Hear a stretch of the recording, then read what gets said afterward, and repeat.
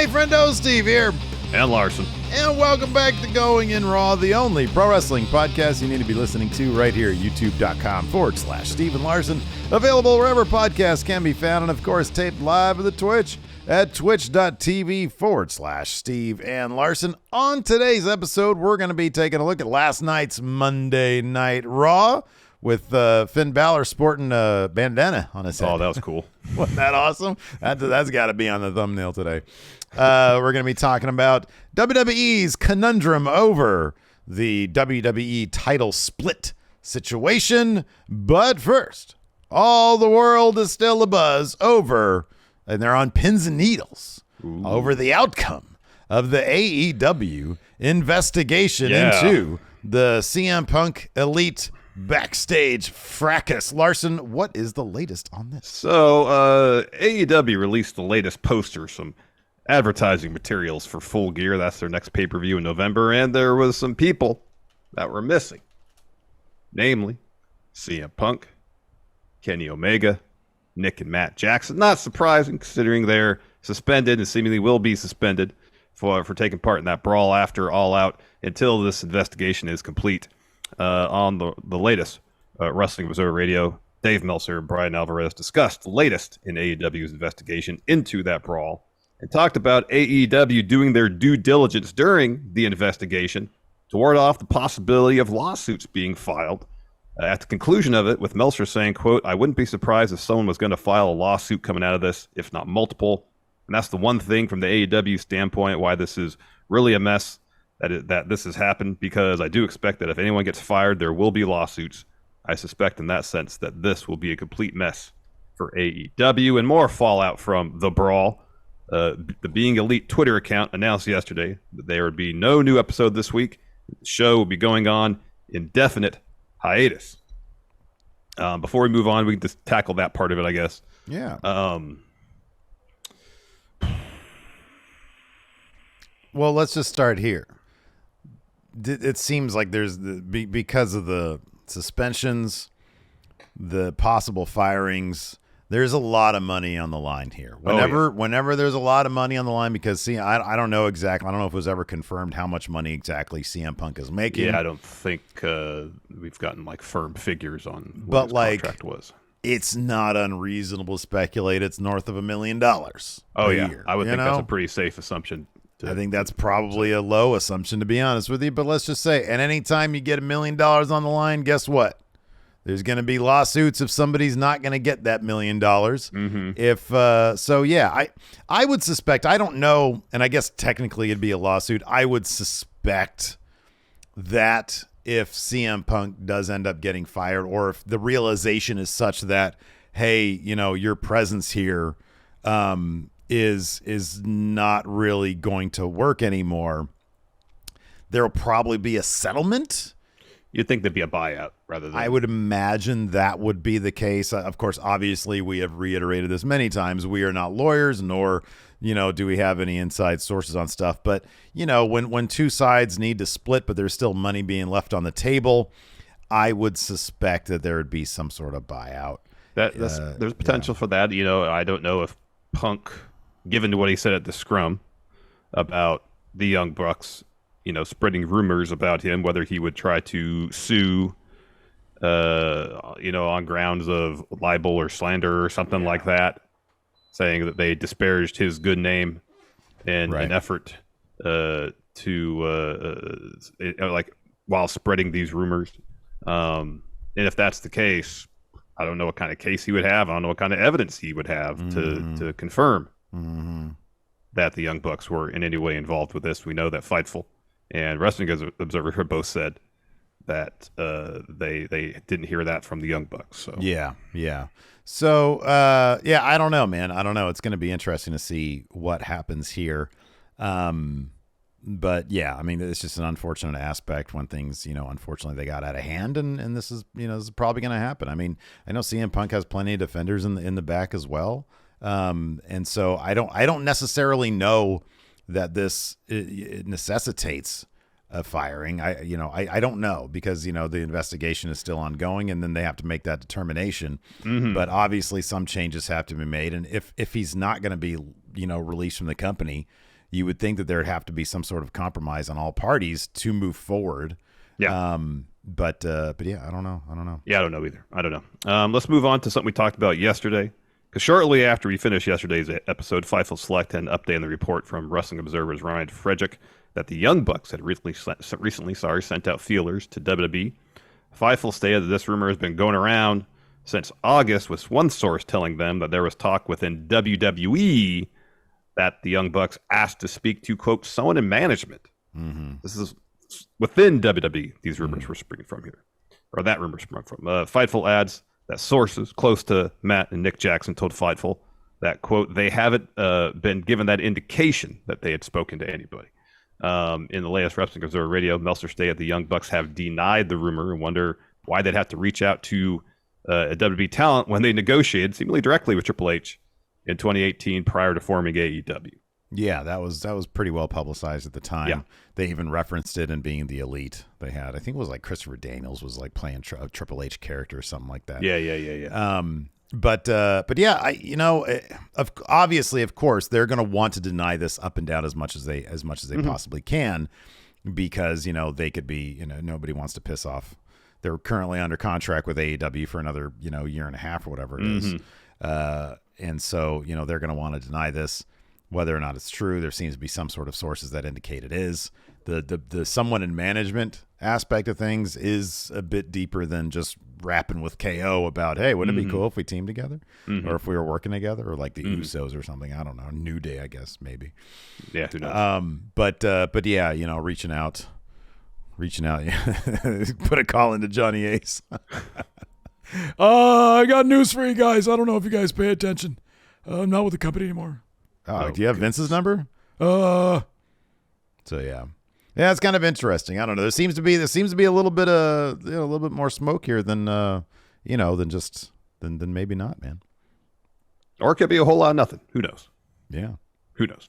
Finally, last little bit of news coming from this All Out brawl. We also got word of what Jon Moxley's plans were following All Out during an appearance on the Tyrus and Timpf podcast. Robert Anthony stated that he and the two-time AEW champion were supposed to go fishing. And these transcripts are from Wrestling Observer. This is what Robert Anthony had to say. Quote, man, he was supposed to be on vacation 6 weeks. We were going to go fishing. Now he's back to work. He's not too happy about it. He's pissed off, and he's back at work. He cut a hell of a promo on Wednesday. We'll see where it goes. You know what I mean? It's just a lot of negatives and the positives over there. Now, I guess we had some speculation about who would be walking out of this tournament at Grand Slam champ to probably face MJF at Full Gear. Would it be Mox? Would it be Jericho? Could it be Danielson? I guess if the idea was Mox was supposed to go on vacation and then they called him back in to fill in while, everybody's suspended due to the brawl, would it be a situation where it would be, okay, Mox, come in till Grand Slam, then you can go fishing? Man, or would it extend potentially past that? I don't see how they don't go with Danielson at this point, man. I kind of feel like it's Danielson or bust. I really do. Because don't you want something new? You want something fresh? You want something that's like, okay. A fresh matchup. Yeah, I agree. Yeah, we're going to set up something that we haven't seen before. He's the biggest name besides Mox and maybe Jericho on the card. Well, he's probably up there with those guys. Yeah, I think you go with Danielson and then Mox can go fishing after that. Is what I'm thinking. Did you look at the before and after Full Gear posters? No. Okay, well, don't look at them. We're going to have a little fun here. Oh, all right. So, on the original poster, front and center, Kenny and the Bucks, also known as the Elite, currently suspended. Yeah. Can you tell me who they replaced Kenny and the Bucks with? Oh, I did see the updated poster, but I don't remember who was. Oh, it's MJF. MJF's front. It is MJF. That is correct. Yeah. They made Jericho oddly a little less. I think they also cleaned up some graphic design stuff here. Can you tell me, and I know you've seen it, but let's see if you remember, who do they replace CM Punk with? Because he was sort of I know Tony Storm is on there. Tony Storm was, she replaced CM Punk. Very good. They made Mox more prominent. He was a little smaller. Now he's bigger. And that's pretty much it. They made, who's this, FTR a little bit more prominent as well. Yeah. More apparently prominent. House of Black is still on the poster too.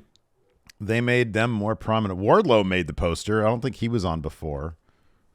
Danielson's still on there, but Danielson's way in the background. I don't know why they don't feature Danielson more. Yeah, I don't know either. Who's this over here? I can't even see. This is like so small. Yeah, I don't know. Anyways, it's kind of an uninspired poster in the first place. So yeah, I don't know. Who would you feature? Who'd be your like center guy? Who'd be your Joe DeSoul? Given that on the latest ACW poster, it's Alpha Zone and Joe DeSoul front and center. Front and center. I mean, it would be whatever the title match is going to be. I guess you wouldn't want to spoil it too much, considering there's still a tournament you got to do. But yeah, you'd have MJF there, front and center. You got to put something. You got to put something out there. You know, you got a poster. You got to put some stuff on it, and it's still 2 months away. Yeah, we'll figure out the rest of it. Remember, there's like a lot of negative space on the new poster. I feel like on the old poster there was more negative space. Wow, that's interesting. Well, yeah. It's usually they have like the grouping place of all the wrestlers and they're really tightly packed, but this one I felt like they were more spread out. It's a mess. I'll be honest, it's a mess. It's a complete mess. Yeah. There's no center point here. No. Let's talk about messes. Let's talk about this title mess that WWE's gotten themselves into. So last Friday we talked about a report from WrestlingNews.co that Triple H was going forward on plans to have Roman walking into WrestleMania as champ, whether he has 1 belt or 2, who knows, but he ain't losing. Yeah. He's now in Mania. Well, today, Russell Vos has an update on what WWE is apparently trying to accomplish with their world title picture as we near the road to WrestleMania. That's what Russell Vos had to say. Quote, the situation with the world titles, Roman Reigns, is complex, according to a source. They would like to go into Mania's season and WrestleMania itself with 2 champions, but they also don't want to have Reigns losing at all prior.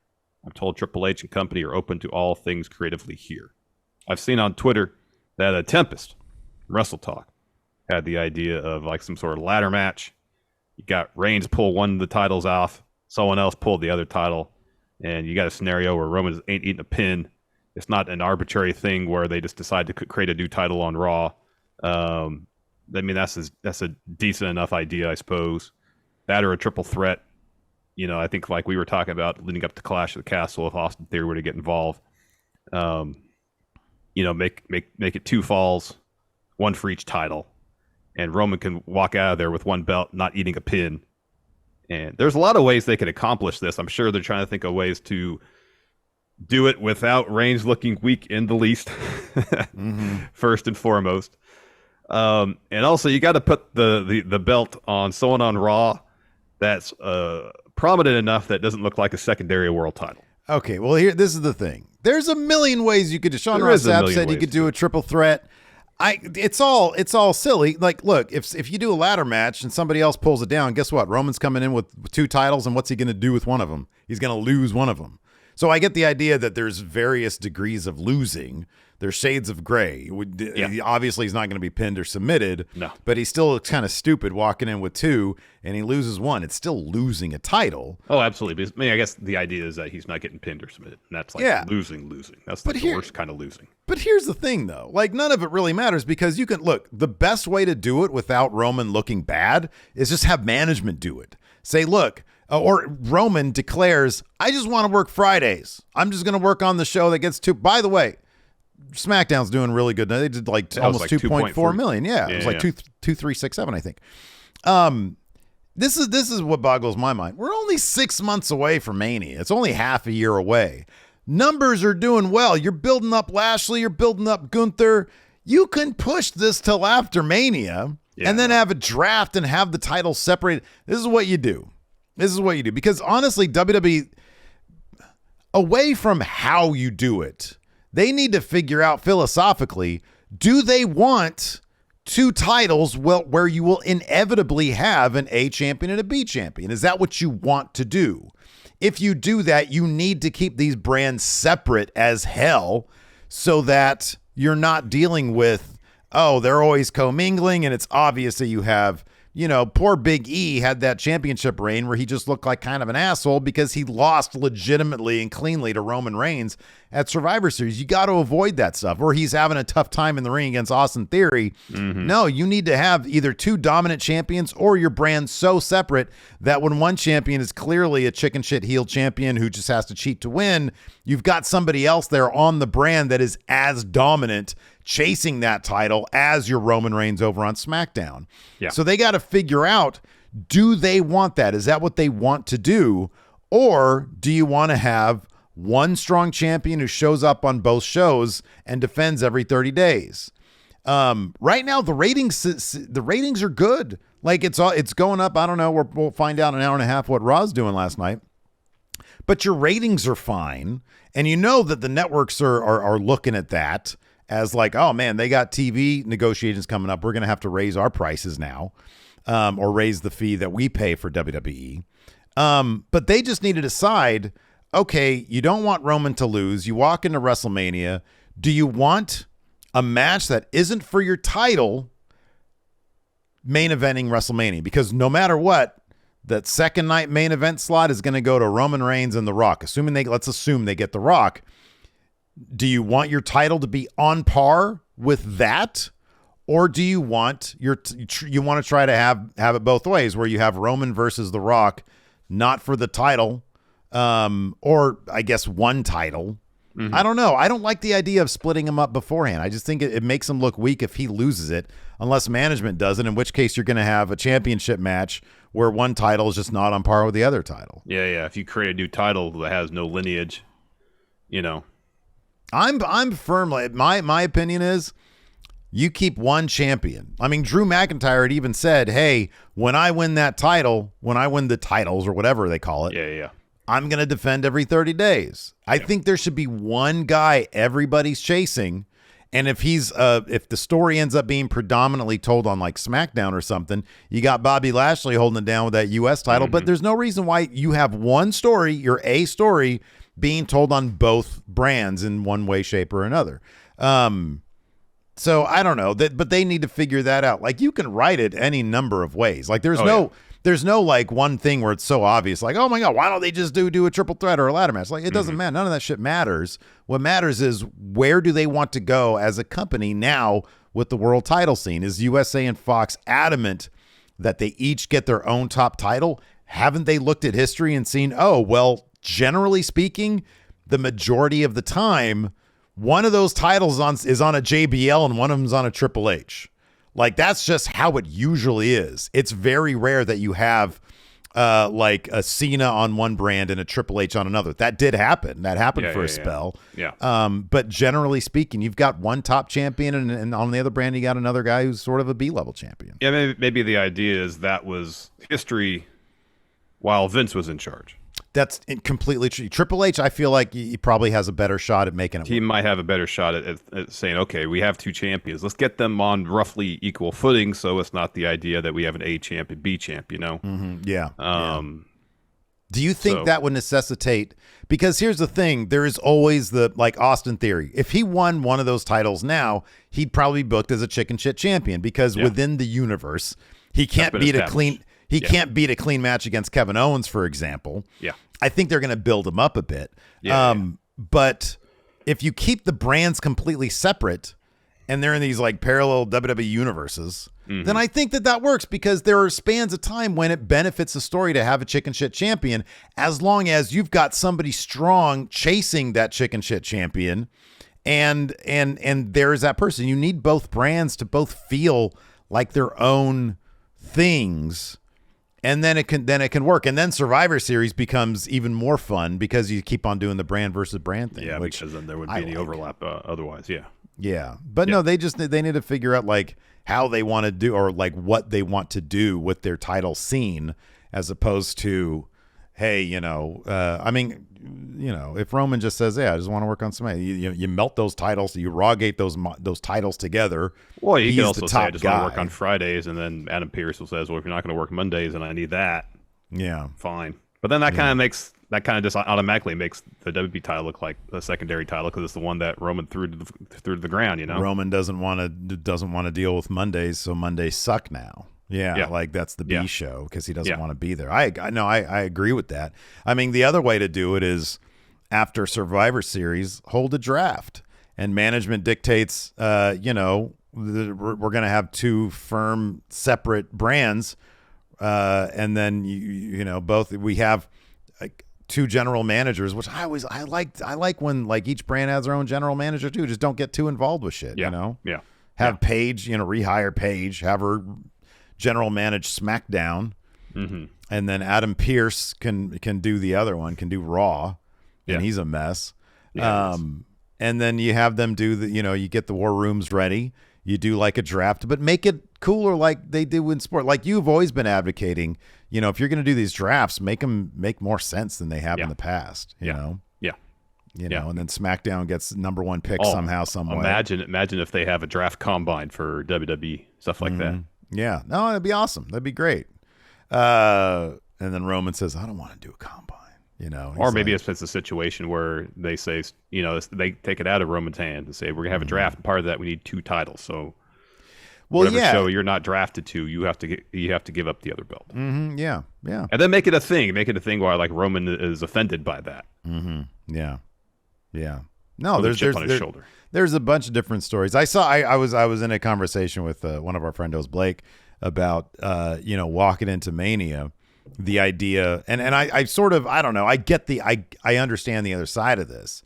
If Roman walks into WrestleMania as champion, it's a given that he'll beat The Rock, because Rock ain't gonna stick around with titles. Yeah, exactly. But if he loses those titles, maybe it's a bit more up in the air. Now, I would still put a bunch of confidence points on Roman Reigns because that's the whole point. But it's still The Rock. He's a Fast and Furious guy. He's the biggest star in Hollywood. And maybe if the idea is you're going to turn Roman babyface, maybe he needs a little bit of humiliation first. He loses to The Rock on the grandest stage of them all.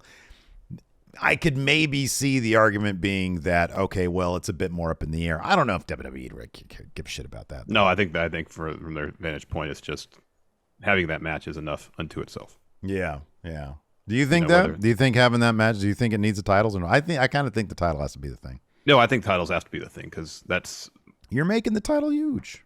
You're making the title huge, and I think that's Roman's top claim to not only being it's being head of the table of their family. Is that he has both titles. He's top guy. He's the GOAT, God mode. And if he could say, Rock, you left this to go to Hollywood. Sure, you make a ton of money, but this is what really matters. These titles, blah blah blah blah. Let's take a quick break here. Get a word from our sponsor, Liquid IV. We've mentioned it a ton on the show, I know, but Steve and I, we like playing basketball once a week, and I got to tell you, going out there and shooting some hoops on a weekly basis has been great for my mood and for my energy levels. Plus, it gives us a chance to see each other in person, something we don't do often enough, Steve. It's great. It's nice. It's very nice. But I'm going to tell you one thing that's less nice about our weekly hoops games, and that's especially when it's so hot outside, man. Talking about sweating so much and getting dehydrated. My day is completely shot if I get dehydrated because I get this nasty dehydration headache. And I tell you what, man, I'm just completely useless if that happens. But since we've been using Liquid IV during and after our basketball games, I've said goodbye to those headaches. Yeah, Liquid IV has become a huge part of my basketball routine as well. I'll drink some, as you mentioned, during and after our games. And I've noticed that I've been able to maintain my energy while we play, and I'm not as sore afterwards. See here? Liquid IV is designed to enhance rapid absorption of water and other key ingredients into your bloodstream. One packet of Liquid IV in 16 ounces of water hydrates you 2 times faster and more efficiently than water alone and contains 5 essential vitamins, B3, B5, B6, B12, and vitamin C. So grab your Liquid IV in bulk nationwide at Costco or get 15% off when you go to liquidiv.com and use code RAW at checkout. That's 15% off anything you order when you shop Better Hydration today using promo code RAW at liquidiv.com.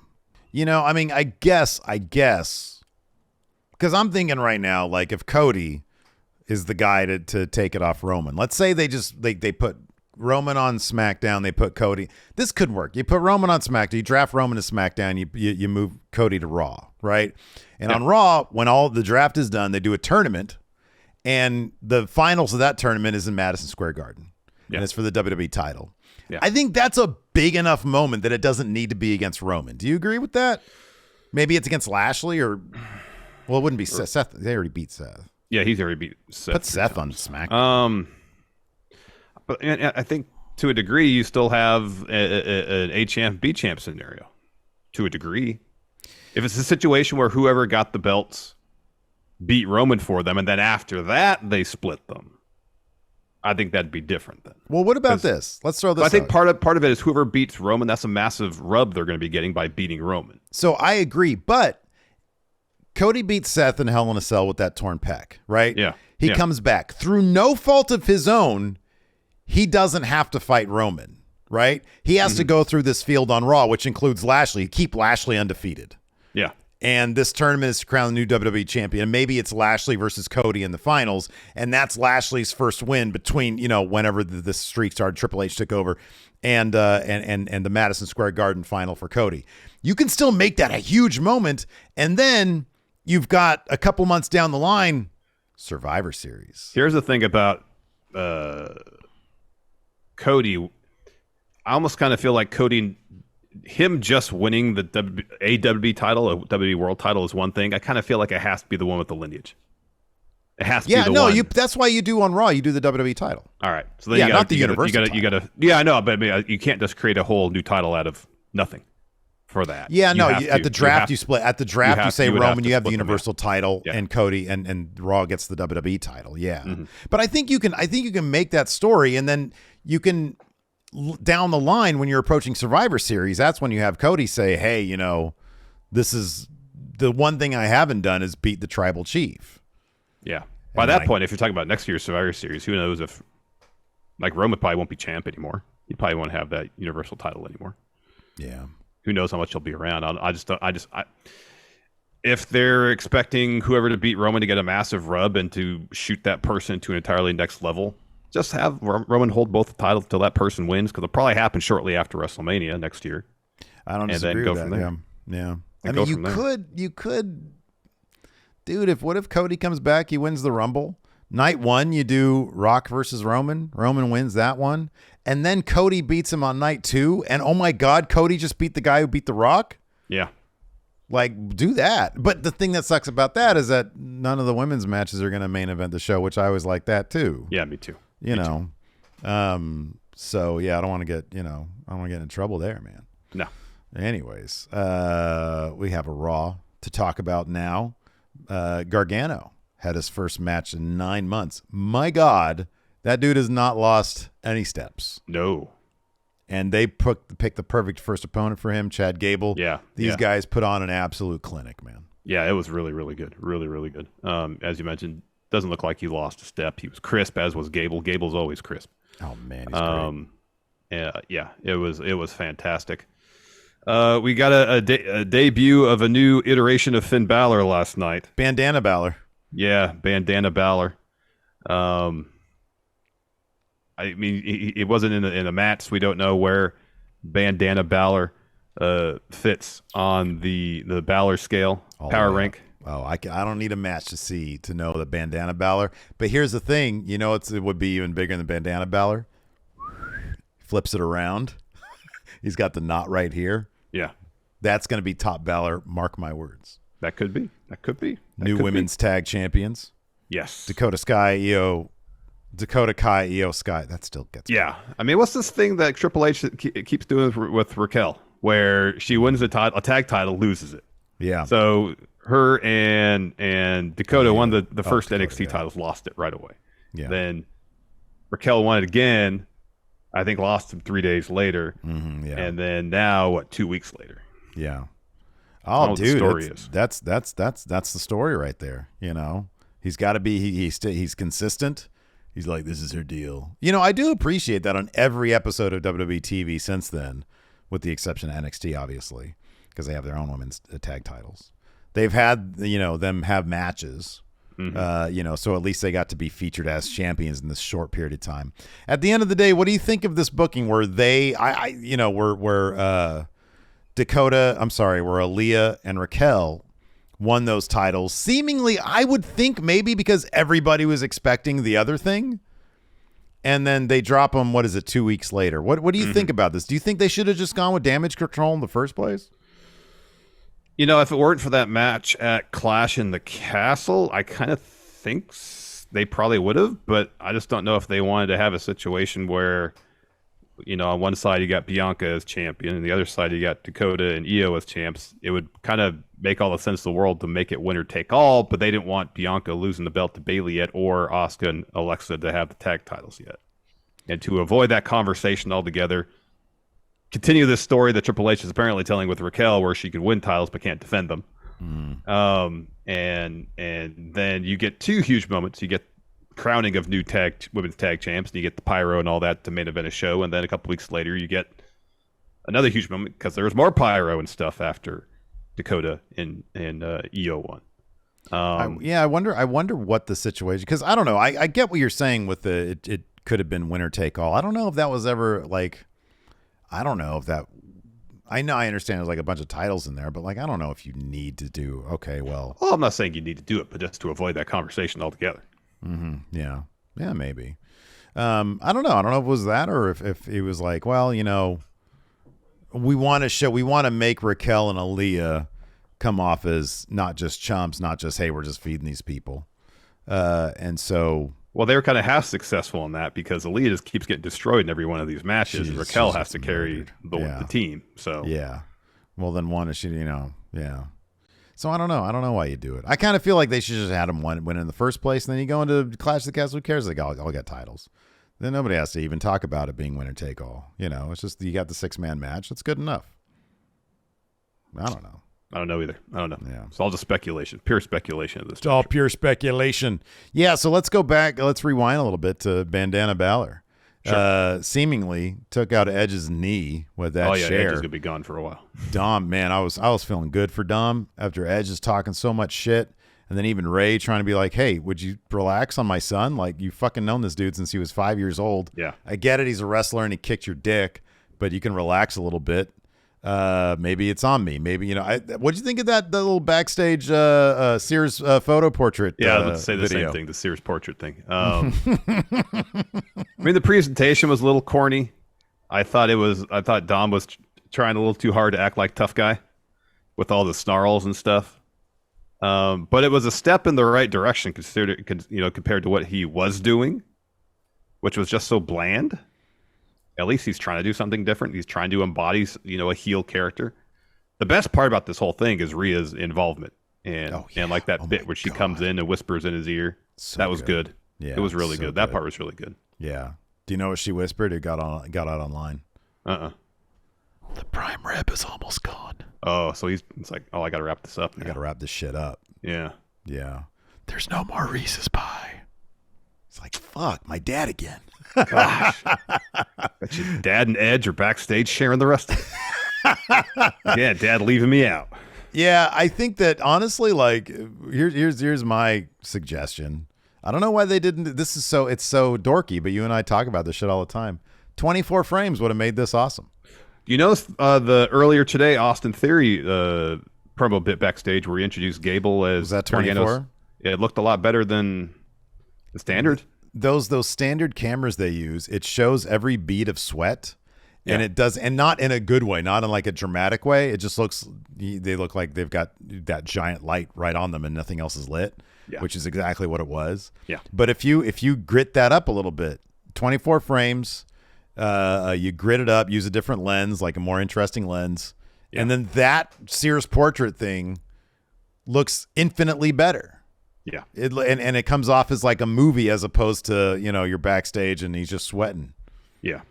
Yeah, I could see that. But I mean, like, I think you'd also lose from the cheesy Sears portrait aspect, which is kind of funny. Yeah, no, man. Let's keep our unintentional hilarity to Impact. Triple H is trying to tell a real story here, Larson. Well, I mean, there's still a time and place for unintentional funny, even when you're trying to tell a real dramatic story, Steve. This is a moment for oh, dude, let's talk about this. What'd you think of that Miz bit where you have that weird digital insert of Dexter Lumis in the windows behind him?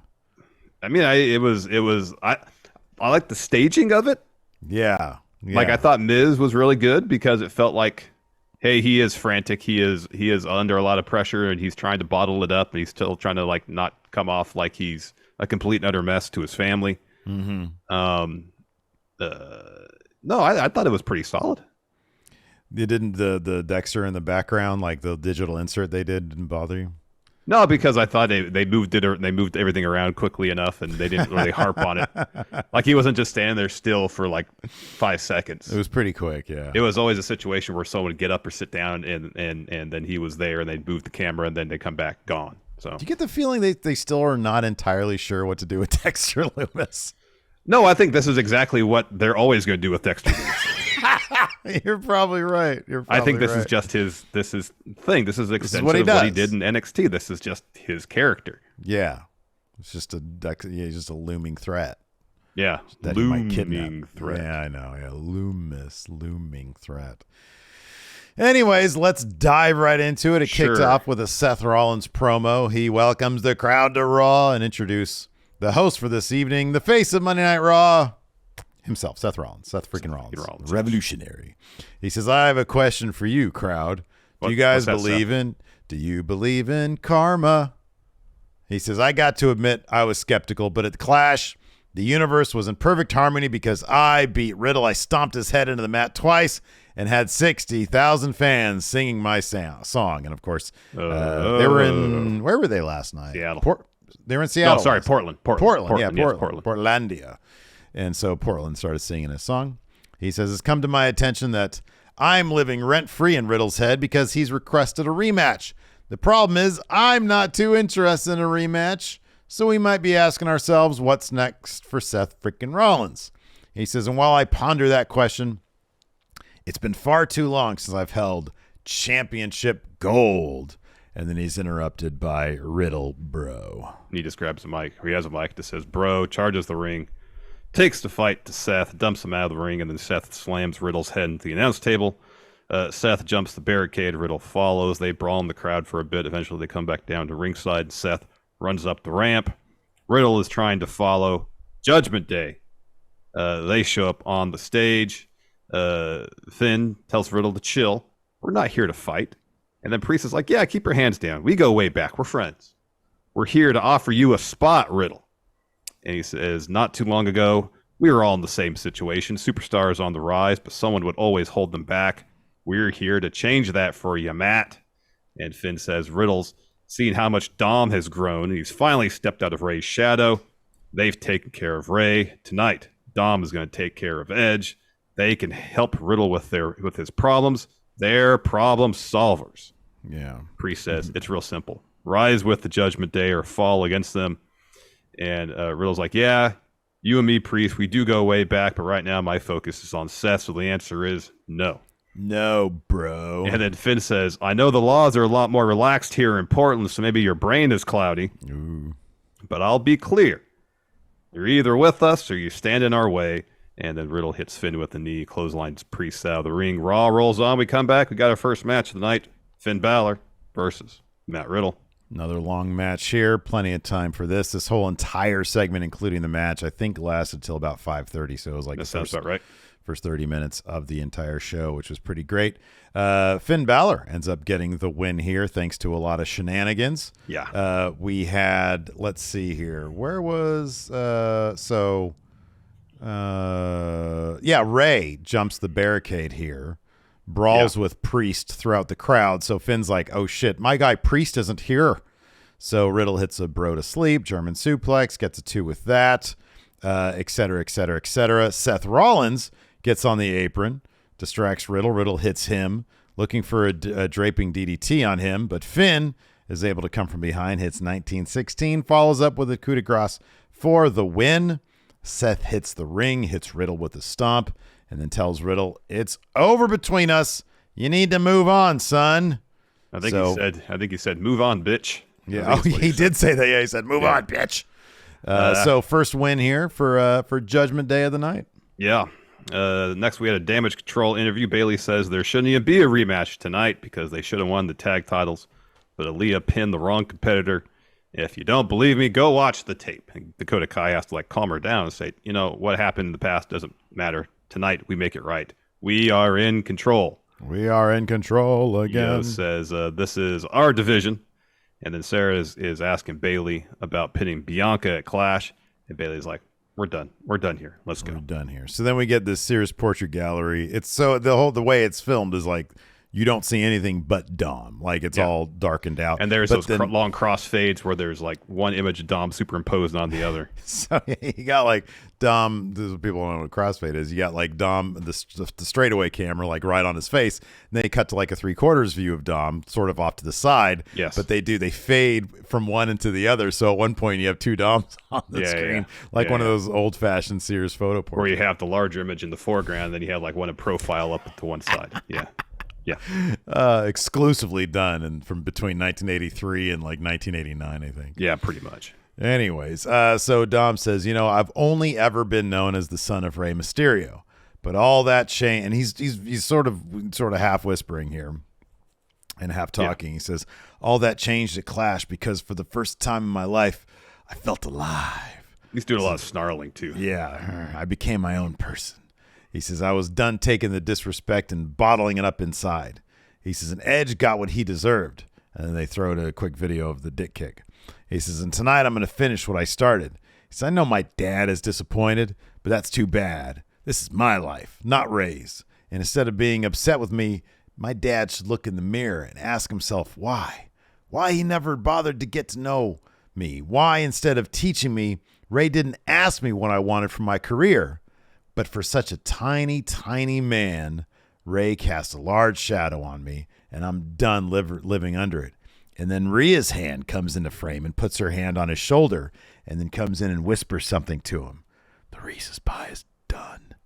And then Dom says, I'm not Ray's baby boy anymore. I'm a man.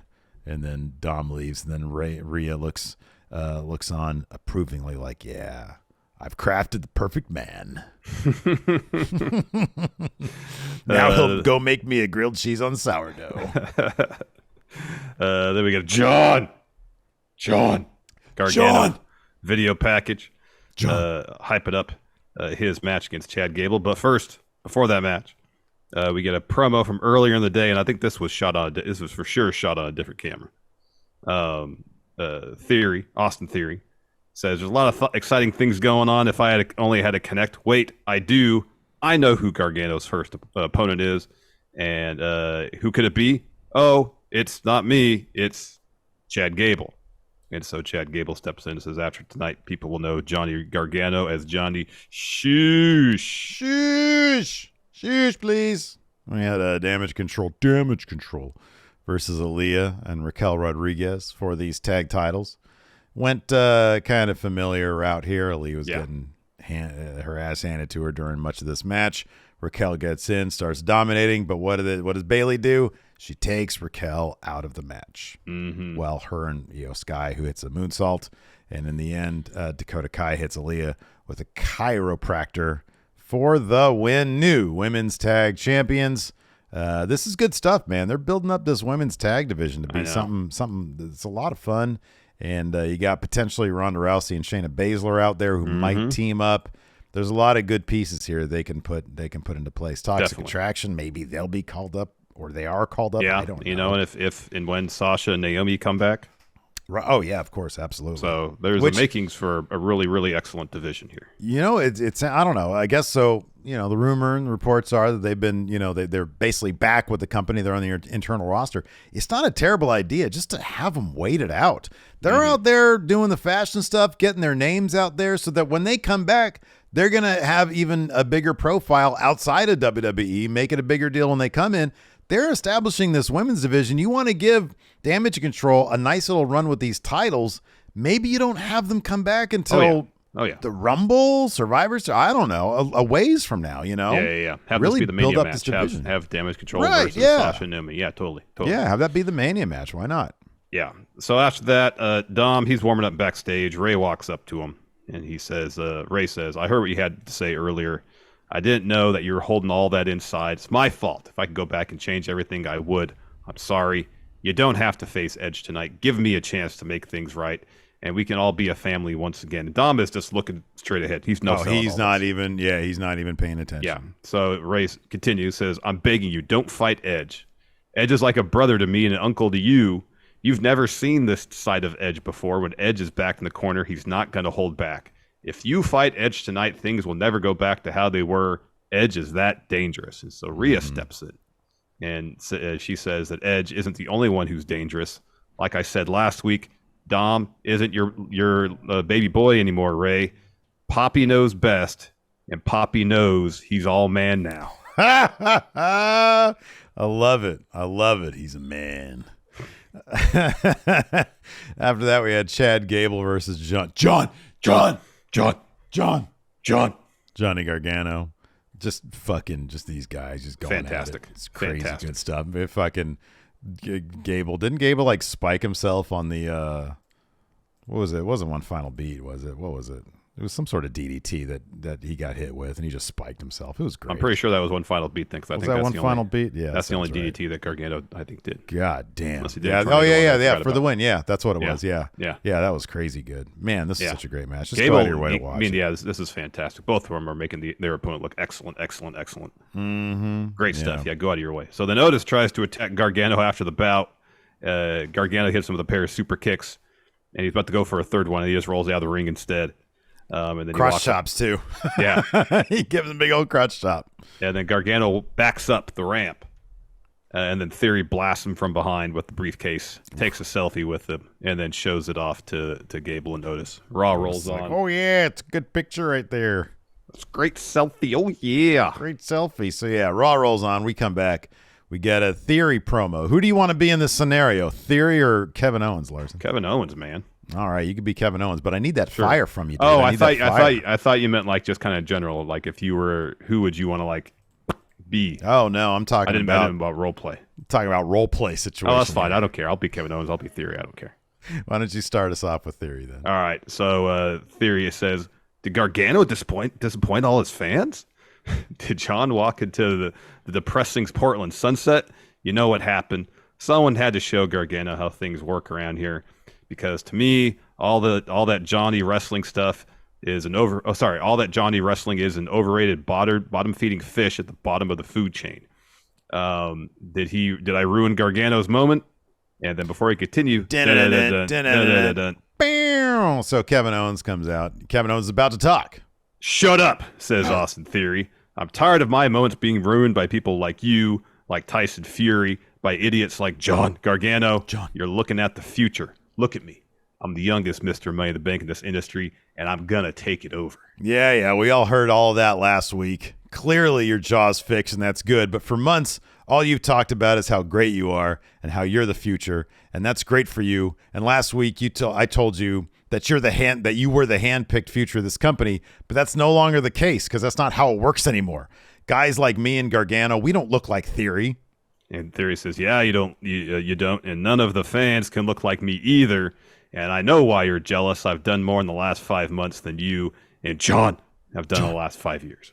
And Kevin Owens says, statements like that goes to show how big of a delusional jackass you are, because look at everything you've accomplished this year. It was all from opportunities handed to you, from winning the U.S. title to getting that Money in the Bank in the ladder match that you weren't even supposed to be in. He says, and I don't blame you for that, because when I won the Universal title, it was handed to me on a silver platter, but that's where the similarities between us end.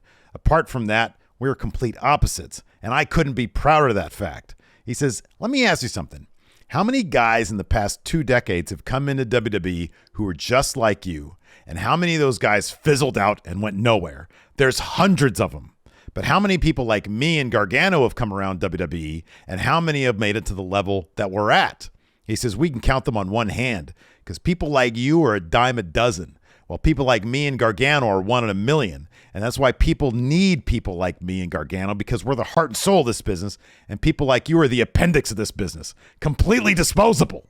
But I hope that I hope that you are everything you claim to be, because I've been watching you and I see how you carry yourself, and I don't think you have what it takes to be the future. But I want you to prove me wrong. I want you to prove these people wrong. And you know how I do it? He says, stop thinking about the moments that were handed you and make your own moments. He says, and you know how you do that? You check your ego at the door, you look at yourself in the mirror, and you realize you're not as good as you think you are, but you let your passion drive you to get there, and more importantly, you leave everything you have in this ring every time you step in front of these people. He said, that's how you prove me wrong. That's how you become the future. That's how you become the face of the WWE. So this gets Theory all reflective for a moment. So he's thinking about it. He turns around, flexes on Kevin Owens, and says, you'll never be like me. Oh, God. And Kevin Owens is like, All for nothing. In one ear, out the other. He says, I guess talking sense to you didn't work, but maybe this will. He slaps the shit out of Theory. Brawl breaks out. Refs come to the ring to break it up. They do a really bad job of it. Then the producers come out. They pull Theory out of the ring. Kevin Owens runs to attack him again. Theory swings Money in the Bank briefcase at Kevin Owens. Kevin Owens ducks, looks for a stunner. Theory rolls out of the ring. Kevin Owens tells Theory that, and when Theory's, be backing up, he's got blood all over his nose, and Kevin Owens yells, "A broken nose is just the beginning for you, bitch." Yeah. It was really good stuff. Is there any chance that, so Kevin Owens has a clean win over Theory. Theory's got to come out of this on the winning end. You think he'd have to cheat to win, yeah. Yeah, it depends on how they're going to try to build him up. Do you think Triple H is going to build him up into like a real competitor, like a guy who can actually get or the wins? He tries to cheat to win and ends up losing again, and he has to come face to face with the realization that he can't take shortcuts anymore. I don't think this is the case, but I know I've seen this out there. Is there any chance this is going to end up being for the Money in the Bank briefcase, and does Kevin Owens win that? I'd be pretty surprised if that were to happen. Same. I think they're really big on Theory, and this is simply they've got until June to show us that this guy can get a crowd reaction that they want, not get wetted all the time because he's battling the wet chance. And I think Kevin Owens is the perfect first feud to do that. I think Kevin Owens winning that first one is to get his win, to keep him strong. But I think Theory needs to come out. And if that ends up being he's got to be craftier with his cheating to win, then so be it. But he's got to come off as a guy who can legitimately win something. Considering that Theory probably still has a feud against Gargano coming up after this, and I don't see Gargano coming out and losing into that feud since he just got back. Yeah. I wouldn't be surprised he might get a cheat win over Kevin Owens, and then the third match between him and Owens, he tries to cheat again. Kevin Owens beats him. Theory has to learn that he's got to learn that there is some truth to what Kevin Owens said. Yeah, and part of that means he can't take the shortcuts. He can't be handed everything. Yeah, what a great mix to sort of find yourself in to build up Theory. You got Kevin Owens and Gargano, and they're like, "Hey, do you want to be a Luther Reigns? Do you want to be a what was that? It was Mrs. Buddy named Alex Riley. Do you want to be an Alex Riley? Yeah, or are you going to be one of us?" And I think obviously everybody knows that Theory is going to be like it's basically up to Triple H. Triple H has to do a piss poor job for Theory not to end up being the face of WWE. He does have everything. Yeah, but what a great way to start that off in this era with Kevin Owens and Gargano. If you can't get those guys to get him over, it's not going to work. Yeah, totally. After that, we have Bianca Belair come to the ring. She issued an open challenge. She says, "Is there anything these past few weeks that have taught me? It's that I need to stay ready because as champ, you always have a target on your back. So that's why I issued an open challenge tonight for the Raw Women's title. And I've done that to remind everyone that I'm no one to play with because I'm the EST of WWE. So is there anybody who wants a piece of the EST? Who will it be?" Sonya Deville answers. Challenge says, "Oh, you look confused? Did you think I forgot about what you did to me? You cost me my job as a WWE official. And if that wasn't for people who would be getting," I don't know what I just wrote there. Essentially, other people didn't get involved, she would be champion, is what Sonya was saying. Yeah. So then Bianca says, "This is an open challenge, not an open mic. Shut up and get in the ring." So then match happens. It's an open challenge, not open mic. Yeah, it was pretty great. That's a good line. It was pretty great. Bianca gets the win here. Hits a KOD. Then Bayley walks out to the ramp and says, "Hey, good job. Great victory. Were you inspired by EO and Dakota's win earlier tonight? You could learn a thing or two from them because they did exactly what they said they were going to do. And I said that we were going to take control of this whole division, and tonight was just the beginning. But since I'm out here, let's talk about your victory. Did it make you feel better? Because I think this fed your giant ego. Let's be truthful to all your fans. I know that you won't be able to sleep until you get a match with me. And if I were you, Bianca, I'd be embarrassed because I was out almost a year. And yet I still pinned you, something that no one else has done in 300 days. So if that's what you want, you'll get your match when the time is right." Yeah, and then Damage Control surrounds the ring, and Bianca's like, "Oh, shit." So they get up on the apron. She realizes she's surrounded. They get in the ring. Bianca goes immediately after Bayley, gets overwhelmed by the others. Alexa Bliss and Asuka run to the ring to make the save. Bliss and Asuka send Kai and Io out of the ring. Bayley's then surrounded, and then Bianca hits her with a nasty spine buster. Yeah. Then we get Amos and MVP walking backstage before Amos's match. I don't know if I got these names right. A couple local enhancement talent. Cash Perazzi and Ryan Toombs. I think that's what commentary said. It's the new FTR guys, man. They're going to be the next thing. Yeah. Wasn't happening tonight. Amos stacks them after hitting a couple choke bombs to pin them. Yeah. No, they got a long way to go before they're FTR. Yeah. After that, we have Edge in the locker room getting ready to lay a beat down on Dom. Ray walks in. He says, you've known Dom since he's in kindergarten. From one father to another. I want one more chance to convince Dom. And Edge says, look, I get it. I understand you're being protective. He says, but Ray heard, but you heard Dom tonight. He's a man now, so he's got to pay for what he did. He says, and deep down inside, I think you know that this needs to happen, but I understand that you can't be the one to do it. So if anybody's going to, isn't it better that it's me? I'm like, fuck you, man. That's messed up. That is so fucked up. It's messed up. He's like, you can't whip your own son's ass, so let somebody else do it for you. Do these people have no concept of what it is to be a parent? They're both parents. I know. What the fuck is wrong with them? I know. He says sometimes, and Triple H, the head of creative, is a parent. He says sometimes someone needs some sense knocked into them, and this match is going to happen whether you like it or not. If I was Ray, I'd have kicked him in the dick right there. I'd be like, fuck you, you're not doing that to my kid. Yep. Man. After that, we had a Seth Rollins interview. He says, moment had passed. Riddle ruined it. I don't want to talk.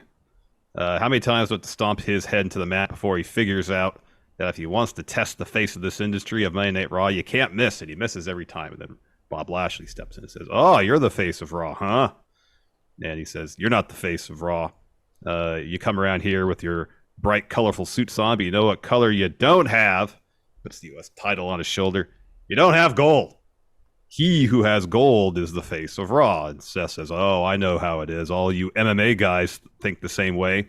You just want to fight. But have you ever stopped to think? No, they don't think because they've spent too much time in the octagon. And he says, Lashley, you don't have any brain cells left in that bald head of yours. Ouch. And he kind of steps back a little bit. Says, that wasn't exactly the title I was talking about earlier, but I'll gladly take the U.S. title off your shoulders. And challenges Lashley to a U.S. title bout next week. And then they'll see who the face of Raw really is. Ooh, that's going to be a good main event. That's going to be a hell of a match right there. It should be. Riddle's totally going to want that finish, too. Oh, yes. After that, we had a Miz interview. He's at his home. They're about to go out on the town. He feels safe in his own home. It's a gated community. There's guards. But none of them apparently catch Loomis, because every time you get a shot of Miz, you get like a quick glimpse of Loomis lurking in the window behind the Miz. He says, this is the interview of a lifetime after the last few weeks I've been having.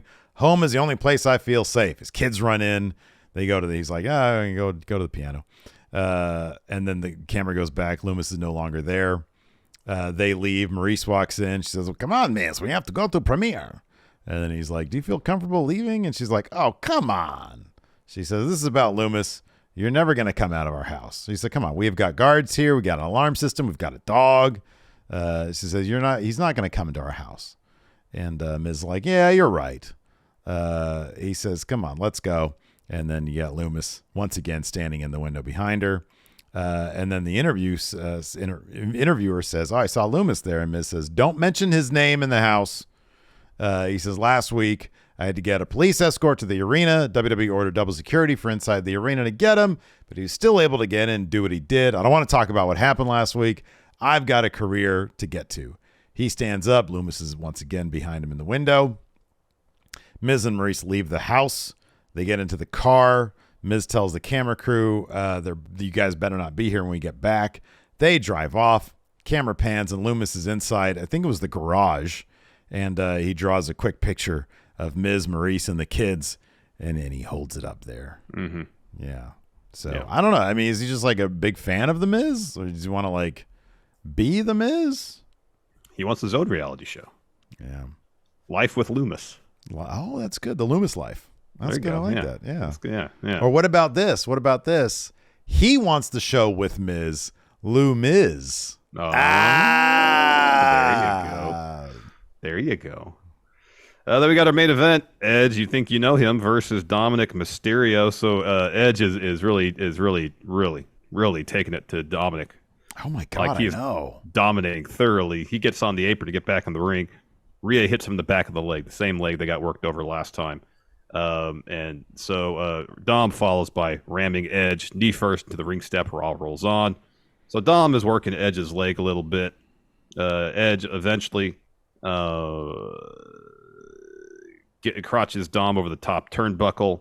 He's looking for a superplex, but Rhea holds Dom's foot, so Edge just kind of tumbles back towards the mat. Dom hits a frog splash, gets a 2 count there. Eventually, Edge ties up Dominic in the ropes, and so he starts hitting him with a bunch of shots. Mm-hmm. The ref will pull him back. He'll go back. I don't know why the ref didn't try to get Dominic out of the ropes. That's kind of like his job. You have till 5. You keep punching, you're disqualified. Yeah. But so Edge looks like he's looking for a spear against the ropes while Dom's still tied up in it because he's charging. Ray gets in the ring and steps in front of him to stop him. And they start arguing and shoving each other a little bit. And then Damian Priest pulls Ray out of the ring, throws him over the commentary table. Bandana Finn hits the ring, goes right after Edge's knee. Match is ended. Edge wins by DQ. So Edge is trying to fend off Bandana Finn. Rhea blasts him in the leg with a chair. She hands the chair to Dom. He's blasting Edge in the leg repeatedly, and then he sets up the chair. Priest holds Edge's foot on the chair, and then Finn goes up top and hits a coup de grace to Edge's knee. Ooh. Close the show. Yeah, that was rough. That was. I feel like the margin for error is not like tiny, but it seems like it's tiny, dude. If you know, I mean, like Priest has let go of that foot as soon as Finn jumped off the top rope. Yeah. So as long as Edge kind of keeps his leg loose, kind of goes with it, he pull his foot off the chair and it's fine.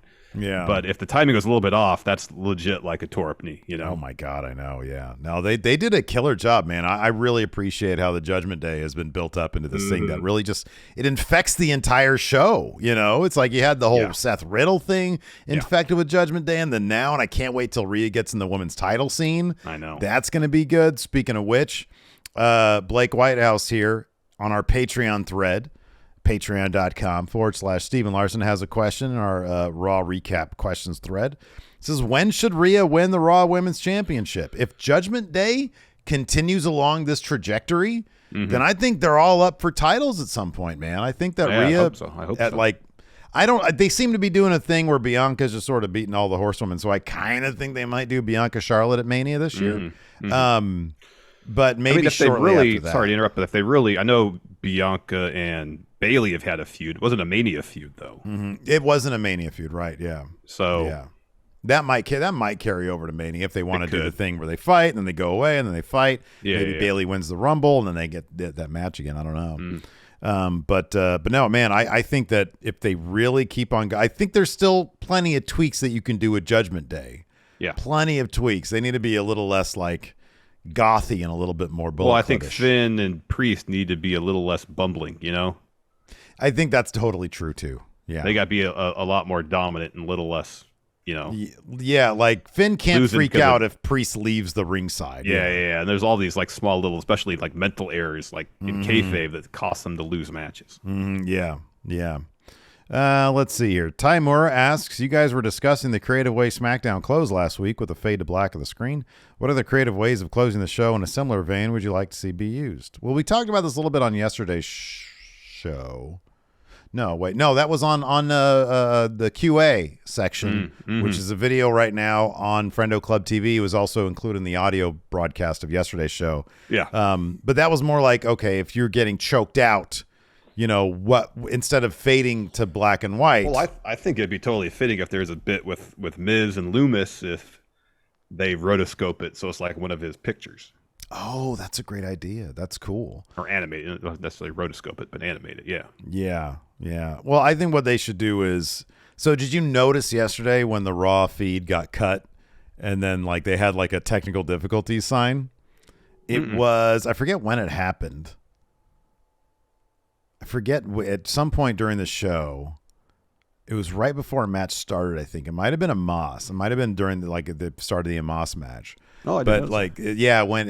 There was like a bunch of scan lines, and then like it went to like technical difficulties, and like had like the Raw logo from 2016 because they haven't updated the technical difficulty sign, I guess. Since That's then. interesting. And then you got the audio, but it sounded like it was coming in through like a radio that was like in your closet. It was only for like, I don't know, maybe a minute or so. But yeah, do that. Technical difficulties. That's how I want things to end. That'd be good. Yeah. They did that with like the pipe bomb. We just went to black. You know? Yeah. Let's see here. What is this?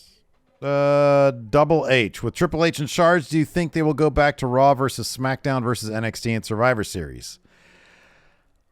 I would like that in 2023 because this year, no. Like nobody, like, I don't know. I guess Braun is a dominant enough champion to see him versus like what, Roman? I mean, honestly, I'd be more interested in seeing Carmelo Hayes versus like Lashley and Gunther. Uh-huh. Yeah. But I mean, that's the thing about having one title.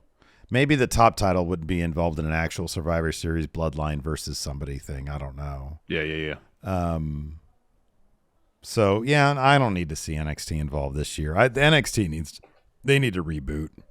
They need to go out. They need to get basically half of Impact's women's division because it's outstanding.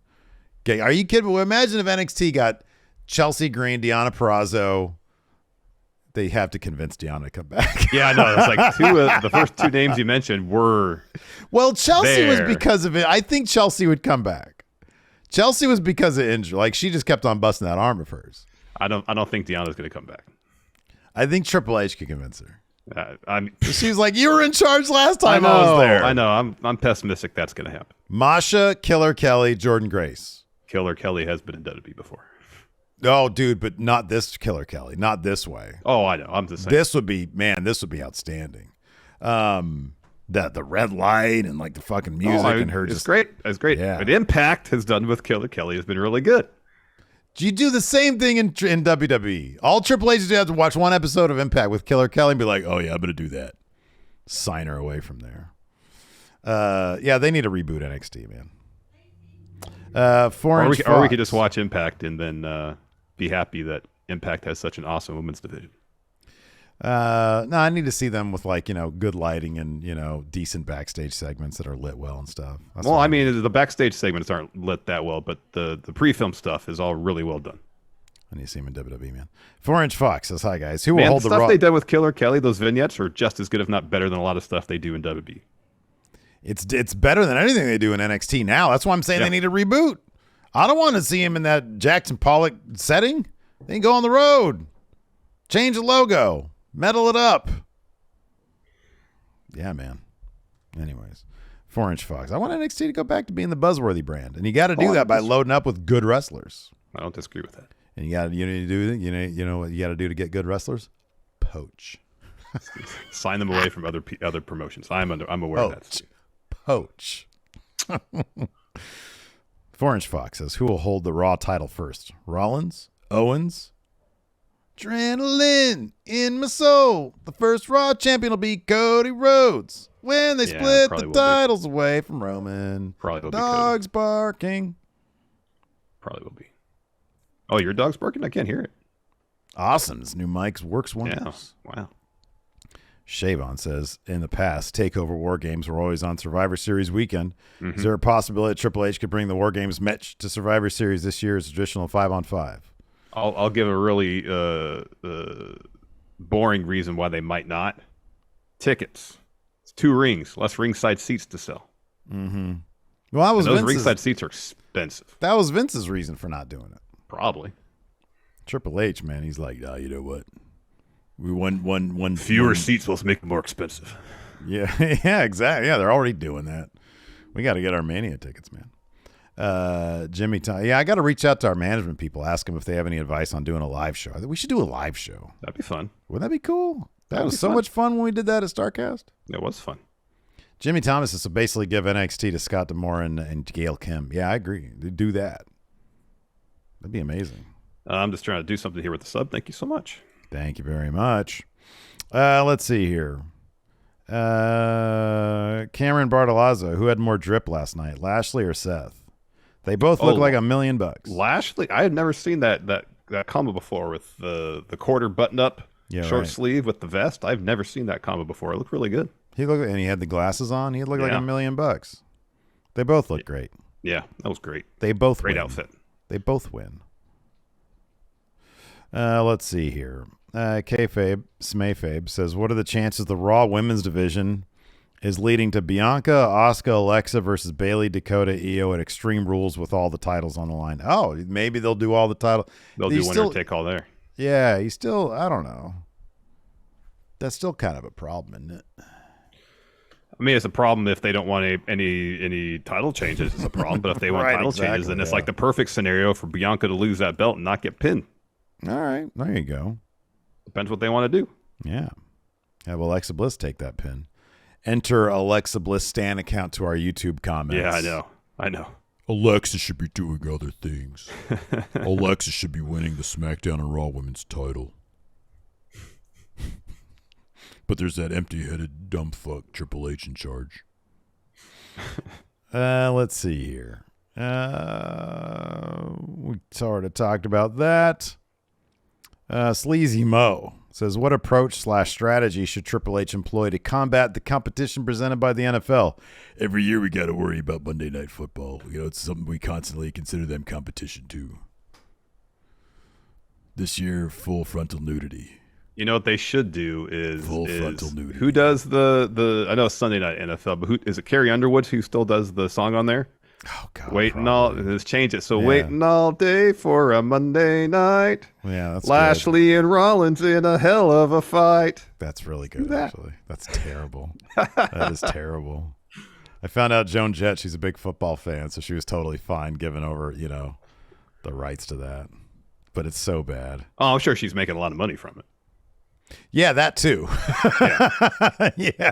They've been using that. They've been using that tune for at least 10 years. Yeah, it's been at least 10 years. Because I remember when I moved back, me and Hilton, I used to text Hilton because we're like, "This is the stupidest thing." Because the green screen was so bad with it. It was. Mr. Dope says my legs started moving the second Larson started singing. Yeah, sounds right.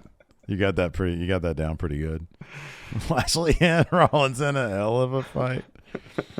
Let's see here. Mayor Planet Houston, what wrestlers do you think we're going to see put on some great matches now that Triple H is in charge, letting them wrestle how they want to? All of them. All wrestlers are going to have hella good matches now. Yeah. No man left yeah, sure. Well, I mean, what is Amos going to start busting out moonsaults and shit? You don't have to bust out moonsaults to have a good match. You got to tell a good story. Says you. Was that a good story last night? With it was a typical squash deal. Yeah, yeah. Yeah, I did like that big fella in the gray shirt front row giving some shit to MVP saying, "Come on, I want a Moss next." That's what they need. Just like like one of Jake Hager's opponents in Bellator. Just some. There you go. Just some random person fella in front row. You want to fight? You want a Bellator deal for one fight? Yeah. You want to take on a Moss for a fight? Sure. Shock the world.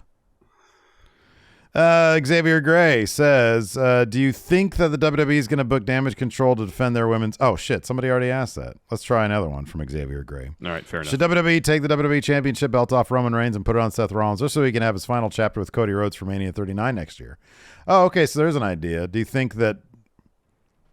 Do you want to see more Seth versus Cody?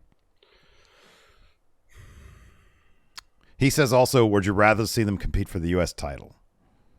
No, if they're going to compete again, make it for the top title, because that's really the only way you can motivate it. But then it'll be like 4 straight wins for Cody. I just don't really see what Seth gets out of it. I guess he gets a short title run, but otherwise. Lashley is making such a good case for that U.S. title being considered a top title. I know. God damn. Let's see here. The Yellow Flash. Is Kevin Owens actually trying to help Theory out? Yeah, man. That was a motivational speech and a half. 1,000% sincere. I feel like Vince wanted to try to do that with Dolph, but he just had no idea how to do it. Yeah, maybe. Yeah. All right. Anyways, that's going to do it for us today. Coming up at 3 p.m. Pacific, 6 p.m. Eastern, we've got our bonus episode, Overrun, on our Numbers Don't Lie segment. We're going to be doing The Shield. Yeah. Dun-dun, dun-dun, Dun it. Roman It's Reigns. Taz's theme. Yeah, done it. Slow her down. So yeah, that's for patrons at $5 and up. It's for Twitch subs, for YouTube channel members. So keep an eye out for that. And we're going to be doing, for the main part of the show, we're going to be reading WWE Glassdoor reviews. We'll see if they've gotten any better over the past couple months, Larson. We'll see. We'll see. See if the culture's changed. We'll see if that's reflected in the Glassdoor reviews. I want to see if anybody in Glassdoor is directly referencing Johnny Ace. This guy's a scumbag. Yeah, that'd be interesting. Anyways, that's going to do it for us. Thanks, everybody, for tuning in. We appreciate it. Till next time, we'll talk to you later. Goodbye.